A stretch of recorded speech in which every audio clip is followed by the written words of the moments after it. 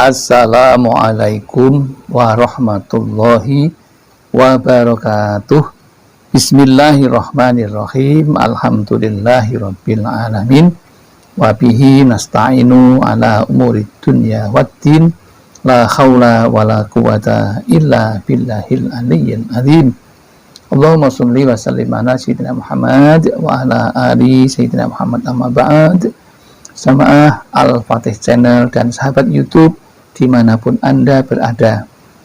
Senang sekali kali ini kita bisa bertemu kembali dalam suasana yang penuh dengan kegembiraan. Salah satunya adalah faktor sehat. Maka mari kita syukuri kenikmatan sehat itu dengan bacaan Alhamdulillahirabbil alamin. Sholawat dan salam semoga tercurah keharibaan baginda Rasulullah, Nabi yang kita cintai dan kita ikuti sunnah-sunnahnya. Selanjutnya ingin kami berbagi kepada saudara-saudaraku tentang kisah yang luar biasa dan bisa kita ambil hikmahnya. Adapun judulnya adalah kisah sahabat paling bodoh tapi jadi miliarder karena rutin sholat duha dan doa mustajab ini. Namun sebelumnya izinkan kami untuk mengingatkan bahwa yang terbaik itu menyimak suatu video dari awal sampai akhir agar menjadi lebih paham dan terhindar dari kesalahpahaman. Dan akan lebih baik lagi jika Anda berkenan untuk like, share, komen, dan subscribe pada video yang ingin kami tanyakan ini. Baiklah, mari kita mulai. Yang pertama, ada sahabat yang paling bodoh tetapi jadi miliarder karena rutin sholat duha dan doa mustajab yang diamalkan. Yang pertama, ini satu kisah yang aneh tapi betul-betul nyata. Ada seorang sahabat semasa sekolah yang sungguh saat itu ketika sekolah di madrasah aliyah negeri di Kabupaten T. Saat itu kami punya sahabat yang sungguh sangat memperhatikan, tetapi punya semangat yang luar biasa. Karena ia selalu tinggal kelas. Maaf, ada yang mengatakan memang dia semangatnya baik, tetapi kemampuannya sangat minim sekali. Ya. Sehingga dia tidak jarang tinggal di kelas. Waktu itu kepala sekolah masih dipegang oleh Dr. Andes Yunus. Ia seorang kepala sekolah yang arif dan bijaksana. Salah satu kearifan dan kebijaksanaan beliau, meskipun kami punya teman yang sebut saja Abdullah, itu sering tinggal kelas, tapi ia tidak dikeluarkan. Dan ketika sampai di kelas 3 atau sekarang mungkin kelas 12, ia pun juga tidak bisa menamatkan karena tidak bisa lulus. Maka sang kepala sekolah ini mengumpulkan kepada teman sekelasnya untuk bersama-sama diajak sholat duha, yang intinya nanti akan mendoakan kepada saudara teman-teman sekelas itu agar dia punya ketabahan, dia punya kekuatan hati dan pikiran untuk tidak putus asa. Dan saat itu ia pun ditanya, kami ingin mendoakan kepada kamu semuanya, wahai Abdullah, maka apa yang ingin kamu inginkan? Apakah kamu akan mengulang lagi setahun kemudian ataukah ingin kamu keluar? Ternyata Abdullah memilih untuk keluar dan tidak akan melanjutkan sekolah lagi. Namun ia ingin menjadi orang yang sukses baik dunia maupun akhiratnya.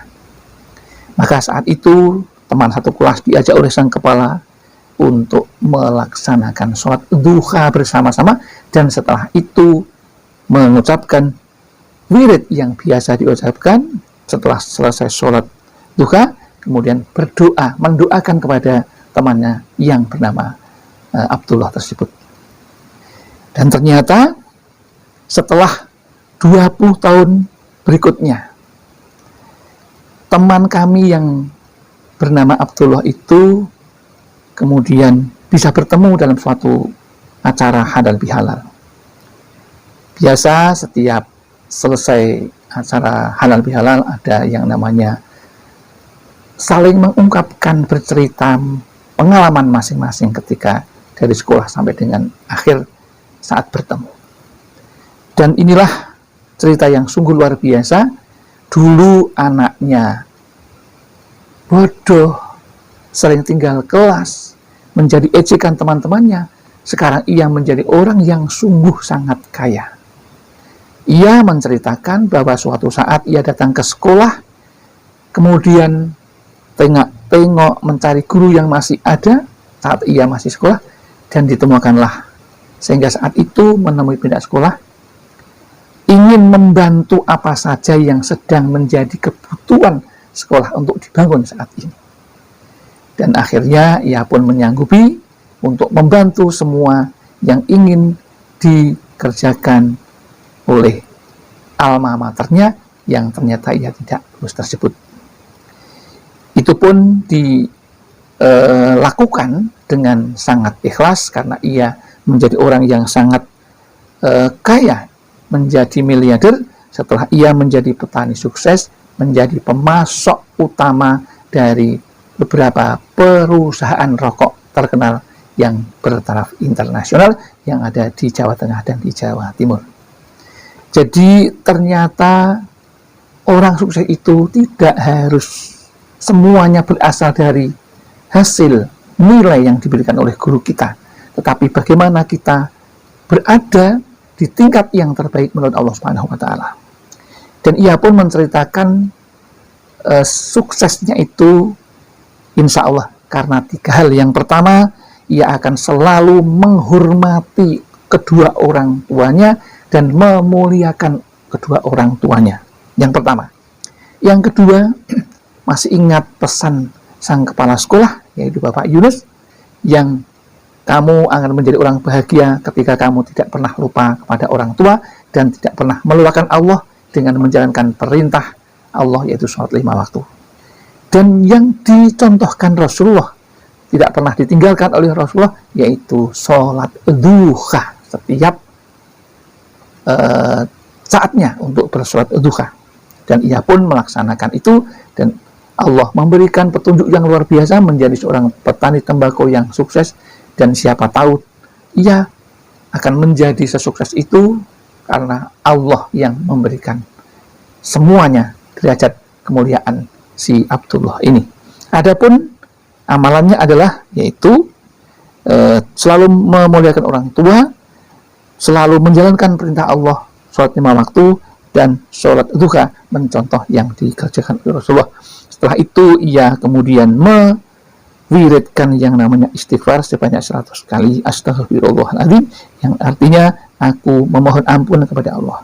Setelah itu ia bertawasul kepada Allah, Rasulullah, untuk melaksanakan membaca kalimah-kalimah Asmaul Husna, yaitu ya Fattahu, ya Razzaku, ya Kafi, ya Mughni, juga sebanyak 100 kali, yang artinya wahai Zat yang memberi kecukupan, wahai Zat yang memberi kekayaan, wahai Zat yang memberi jalan keluar, dan wahai Zat yang memberi rezeki.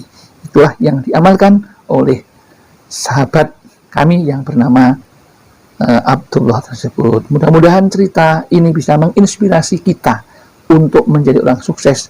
Ternyata tidak harus berbekal ijazah, tetapi karena amalan yang luar biasa menurut Allah Subhanahu wa ta'ala. Demikian yang dapat kami sampaikan. Mudah-mudahan ada manfaatnya. Ada kesalahan, kekhilafan, kami mohon maaf yang sebesar-besarnya. Akhirul kalam, billahi taufiq wal hidayah wal inayah wal barakah. Assalamualaikum warahmatullahi wabarakatuh.